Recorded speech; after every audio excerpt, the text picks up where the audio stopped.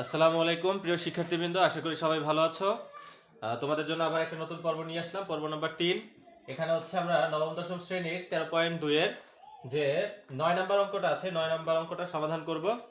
তোমরা সবাই সাথে থাকবে এবং যারা এই চ্যানেলটা এখনো সাবস্ক্রাইব করো নাই, কষ্ট করে হলেও সাবস্ক্রাইব করে নিবে। দেখো এখানে হচ্ছে একটা ধারা দেওয়া আছে যে 1/√2 - 1, তারপর হচ্ছে এখানে হচ্ছে √2। ধারাটির কোন পদ হচ্ছে 8√2। এটা একটা গুণোত্তর ধারা, এটার কোন পদ হচ্ছে 8√2, এটা আমাদের বের করতে বলছে। তাহলে আমরা এখানে হচ্ছে এই টাইপের একটা অঙ্ক আমরা হচ্ছে 7 নাম্বার অঙ্কটা করিয়েছিলাম। আমাদের আগের পর্বে যে 7 নম্বর প্রথম যে পর্বটা ছিল সেখানে যে 7 নাম্বার অঙ্কটা যেভাবে করিয়েছি, এই অঙ্কটা সেম একই রকমের। তো দেখো এখানে তোমার গুণোত্তর ধারার প্রথম পদ a ইকুয়াল টু হচ্ছে কত? a ইকুয়াল টু হচ্ছে 1/√2। এখন হচ্ছে আমাদের কাজ হচ্ছে কি সাধারণ অনুপাত r এর মান বের করা। সাধারণ অনুপাত r ইকুয়াল টু, দেখো এখানে আমাদের কি করতে হবে? দ্বিতীয় পদটাকে প্রথম পদ দ্বারা ভাগ করতে হবে। তাহলে দ্বিতীয় পদটা হচ্ছে আমাদের কত? -1। এটাকে আমরা ভাগ করব কত দ্বারা? -1। এটাকে আমরা ভাগ করব দ্বিতীয় পদ দ্বারা। দ্বিতীয় পদটা হচ্ছে 1/√2। এখন খেয়াল করো, এই যে আমাদের দোতলা আছে, দোতলার একতলা বানাই। তাহলে এখানে হচ্ছে আমাদের -1 উপরটা যেমন আছে তেমন থাকবে, এই ভাগটাকে গুণ করে ফেলবো। এরপর হচ্ছে এই 1/√2, এই √2 চলে যাবে উপরে, 1 চলে আসবে নিচে। -1 এর সাথে যদি আমরা √2 গুণ করি তাহলে এখানে আমাদের হবে -√2। তাহলে এই হচ্ছে আমাদের সাধারণ অনুপাত r এর মান বের হয়ে গেছে। এখন আমাকে বের করতে বলছে কোন পদ হচ্ছে 8√2, এটা আমরা বের করব। তাহলে আমরা মনে করি n-তম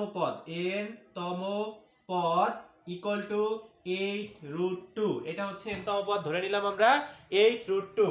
n-তম পদের জায়গায় আমরা এখন কি করব? n-তম পদের সূত্র লিখব, a r n-1 equal to 8√2। দেখো n-তম পদের নিচে আমরা কি করছি? n-তম পদের যে সূত্রটা ছিল a r n-1 সেটা বসিয়েছি।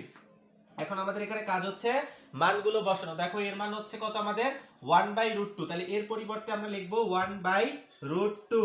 তারপর হচ্ছে ইনটু r এর মান হচ্ছে আমাদের -√2, এর পাওয়ার হচ্ছে n-1 ইকুয়াল টু 8√2। আশা করি এই পর্যন্ত তোমরা প্রত্যেকই বুঝতে পেরেছো। এই 1/√2 এই পাশে গুণ ছিল, আমরা ওই পাশে এটাকে নিয়ে যাব। তাহলে এখানে থাকে আমাদের -√2, এর পাওয়ার থাকবে n-1 ইকুয়াল টু 8√2। এখানে যে ভগ্নাংশ এই পাশে গুণ ছিল, ভগ্নাংশটা এই পাশে গেলে উল্টে যাবে, অর্থাৎ √2 চলে যাবে উপরে, নিচে থাকবে 1। নিচে 1 লেখার কোনো দরকার নাই। এখন হচ্ছে খেয়াল করো, বা -√2 এর পাওয়ার হচ্ছে আমাদের n-1। একটু যদি আমরা এখানে খেয়াল করি, এই যে √2 আর এই হচ্ছে √2, দুইটা √2 যদি আমরা গুণ করি তাহলে আমরা কি পাই? একটা 2 পাই। এই একটা √2, এই একটা √2, দুইটা √2 যদি গুণ করা হয় তাহলে হয় 2। 2 এর সাথে যদি আমরা 8 গুণ করি তাহলে এখানে হবে আমাদের 16। তাহলে এখন খেয়াল করো, এখানে হচ্ছে -√2 এর পাওয়ার হচ্ছে n-1 ইকুয়াল টু 16। এখন আমরা এখান থেকে বা -√2 এর পাওয়ার হচ্ছে আমাদের n-1 ইকুয়াল টু, এখানে দেখো পাওয়ার ছিল -√2, আমরা এই 16টাকেও -√2 এর পাওয়ার আমরা যদি 8 দেই তাহলে আমাদের কত হবে? 16 হবে। -√2 এর পাওয়ার যদি 8 দেওয়া হয় তাহলে কত হবে? 16 হবে। কিভাবে হবে খেয়াল করো, মাইনাসের উপরে পাওয়ার, এই মাইনাসের উপরে পাওয়ারটা যদি জোড় থাকে রেজাল্ট সবসময় কি আসে? প্লাস আসে। এবং √2 এর পাওয়ার যদি আমরা 8 দেই তাহলে দেখবা √2 এর পাওয়ার যদি 8 দেই তাহলে রেজাল্ট আসবে কত আমাদের?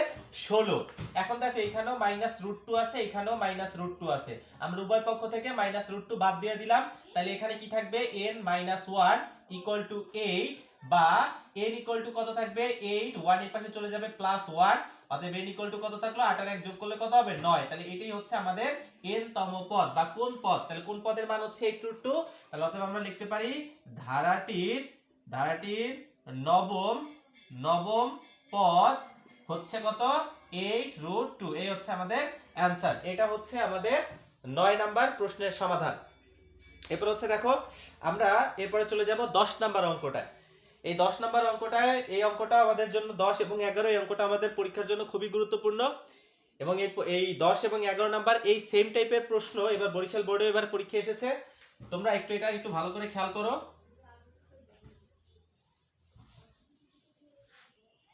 দেখো আমরা 10 নাম্বার অঙ্কে চলে যাচ্ছি।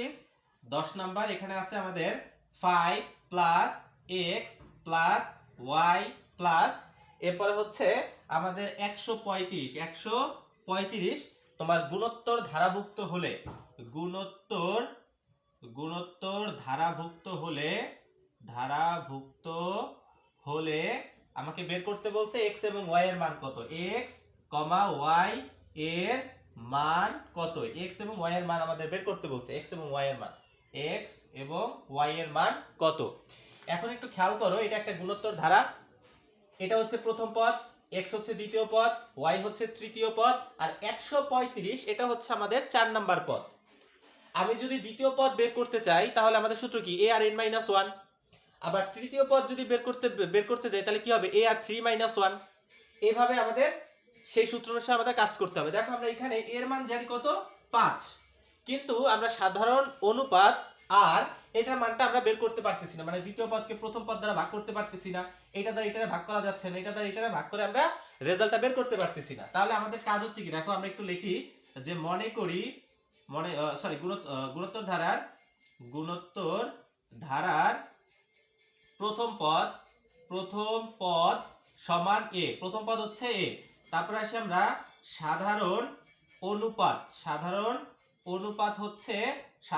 ইকুয়াল টু আর, এটা হচ্ছে সাধারণ অনুপাত আর এর মান হচ্ছে কত, আমাদের এর মান দেওয়া আছে 5। গুণোত্তর ধারার প্রথম পদ a ইকুয়াল টু 5, সাধারণ অনুপাত ইকুয়াল টু আর। এখন দেখো এইখানে আমাদের 4 নাম্বার পদটা দেওয়া আছে কত, 135। তাহলে আমরা লিখতে পারি দেওয়া আছে চতুর্থ পদ ইকুয়াল টু 135, এটা আমরা লিখলাম। চতুর্থ পদের নিচে আমরা চতুর্থ পদের সূত্রটা লিখি, এ আর 4 - 1 ইকুয়াল টু 135। এরপরে আমরা এর জায়গায় এর মান বসাবো, আর এর মান তো আমরা জানি না, এর মান হচ্ছে কত, দেখো এর মান হচ্ছে আমাদের 5, এর পরিবর্তে লিখলাম আমরা 5 ইনটু আর এর পাওয়ার হচ্ছে 4 থেকে যদি 1 বিয়োগ করি তাহলে এখানে আমাদের থাকবে 3 ইকুয়াল টু, এই হচ্ছে আমাদের 135। আশা করি এই পর্যন্ত প্রত্যেকেই বুঝতে পেরেছো।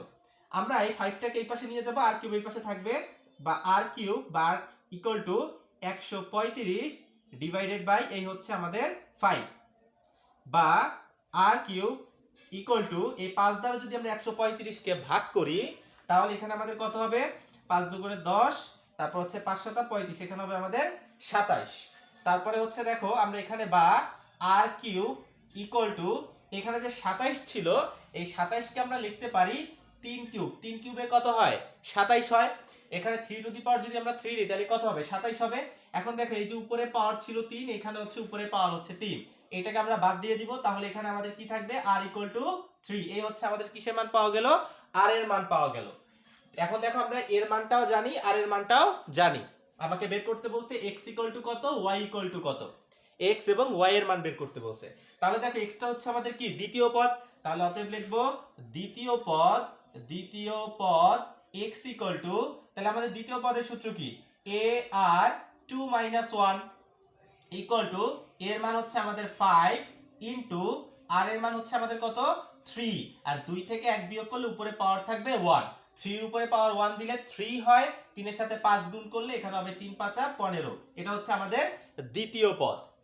এরপর হচ্ছে আমাদের তৃতীয় পদ বের করব, তৃতীয় পদ y ইকুয়াল টু কত, দেখো তৃতীয় পদটা হচ্ছে আমাদের y, আমরা তৃতীয় পদ y এর মানটা এখন বের করি, তাহলে তৃতীয় পদ y ইকুয়াল টু কি হবে, a আর 3 - 1 ইকুয়াল টু এর মান হচ্ছে কত, দেখো এর মান হচ্ছে 5 ইনটু আর এর মান হচ্ছে আমাদের কত, আর এর মান হচ্ছে 3, আর 3 থেকে যদি আমরা 1 বিয়োগ করি তাহলে এখানে হবে আমাদের 2, এ হচ্ছে 5 ইনটু 3 এর উপরে যদি স্কয়ার করা হয় 3 3 আর 9, তাই 5 আর 9 যদি আমরা গুণ করি 5 9 হবে কত, 45।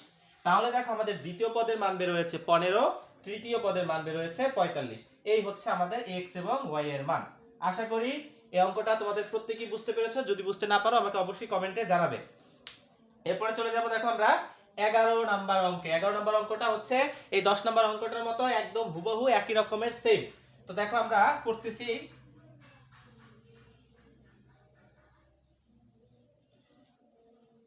দেখো এখানে হচ্ছে 3 যোগ x plus y plus z, এখানে হচ্ছে 3 plus x plus y plus z,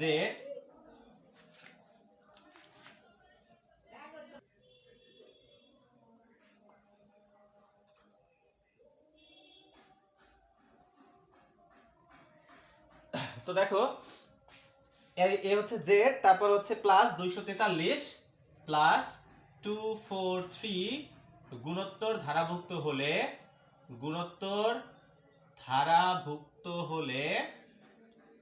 হলে আমাদের কি করতে বলছে, এখানে এক্স ওয়াই এবং জেড এর মান নির্ণয় করতে বলছে। এক্স ওয়াই জেড এর মান কত এটা আমাদের বের করতে হবে। তো একটু খেয়াল করো, একদম সেম আগেরটার মতো দেখো, এখানে প্রথম পদ জানি, বাট সাধারণ অনুপাত আর এর মানটা আমরা এখান থেকে বের করতে পারছি না।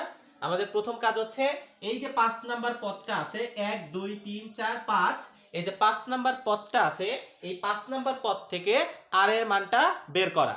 তাহলে হচ্ছে দেখো গুণোত্তর ধারার প্রথম পদ a ইকুয়াল টু হচ্ছে কত 3, এটা হচ্ছে প্রথম পদ হচ্ছে 3। এরপর হচ্ছে দেখো সাধারণ অনুপাত আর ইকুয়াল টু কি হবে, আর এর মান আমরা জানি না, সাধারণ অনুপাত ধরে নিলাম আমরা আর।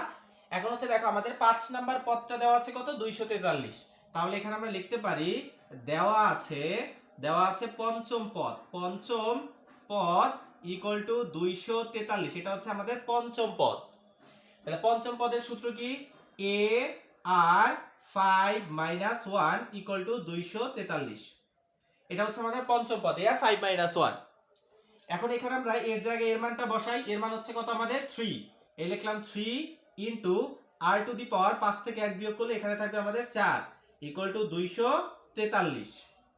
3 এই পাশে গুণ আকারে ছিল, এটাকে এই পাশে নিয়ে যাব ভাগ আকারে নিচে চলে যাবে, বা r to the power 4 equal to 243 divided by এই হচ্ছে 4, বা r to the power 4 equal to 4 দ্বারা যদি আমরা 243 কে ভাগ করি তাহলে এখানে হবে আমাদের 81।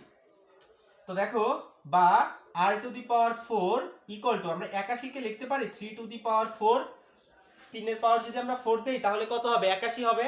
এখন এই যে উপরে পাওয়ার 4, এই উপরে পাওয়ার 4, উপরে পাওয়ার পর আমরা বাদ দিয়ে দিব, তাহলে এখানে r এর মান কত থাকবে 3 থাকবে। তাহলে এখানে আমাদের r ইকুয়াল টু কত আসলো 3, আমরা r এর মানটা পেয়ে গিয়েছি।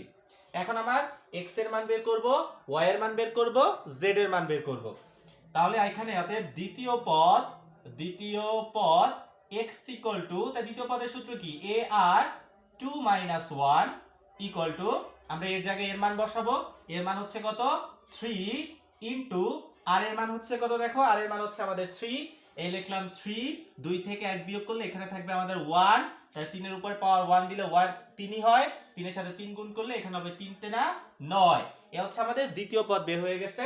এরপর হচ্ছে আমরা তৃতীয় পদে চলে যাব। তৃতীয় পদ y ইকুয়াল টু, দেখো সূত্র হচ্ছে কি a আর 3 মাইনাস 1, তাহলে এখানে এর জায়গায় আমরা এর মান বসাই 3 ইনটু আর এর মান হচ্ছে কত 3, এখন 3 থেকে 1 বিয়োগ করলে এখানে থাকবে আমাদের 2, 3 এর উপরে স্কয়ার করে 3 3 9, 9 এর সাথে যদি 3 গুণ করি 3 নং হবে 27, তাহলে এটা হচ্ছে আমাদের তৃতীয় পদ। এরপর হচ্ছে দেখো খেয়াল করো আমরা চতুর্থ পদে চলে যাব। চতুর্থ পদ y z ইকুয়াল টু কি হবে দেখো a আর 4 মাইনাস 1 ইকুয়াল টু, এর মান হচ্ছে আমাদের 3 ইনটু আর এর মান হচ্ছে 3, 4 থেকে 1 বিয়োগ করলে এখানে আমাদের থাকবে 3। এখন দেখো 3 এর উপরে কিউব করলে কত হবে 27, এবং 27 এর সাথে যদি আমরা 3 গুণ করি তাহলে কত হবে, এখানে হবে আমাদের 81। তাহলে দেখো আমাদের x এর মান বের হয়েছে 9, y এর মান বের হয়েছে 27 এবং z এর মান বের হয়েছে কত 81। এই হচ্ছে আমাদের x, y এবং z এর মান। আশা করি তোমরা এই যে আমাদের যে 9, 10 এবং যে 11 নাম্বার যে অঙ্কটা ছিল এই তিনটা অঙ্ক সকলেই বুঝতে পেরেছো। যদি কোথাও সমস্যা থাকে অবশ্যই আমাকে জানাবে কমেন্টে, ঠিক আছে? এবং যারা এখনো চ্যানেলটা সাবস্ক্রাইব করে নাই কষ্ট করে সাবস্ক্রাইব করে নিবে। ধন্যবাদ সকলকে।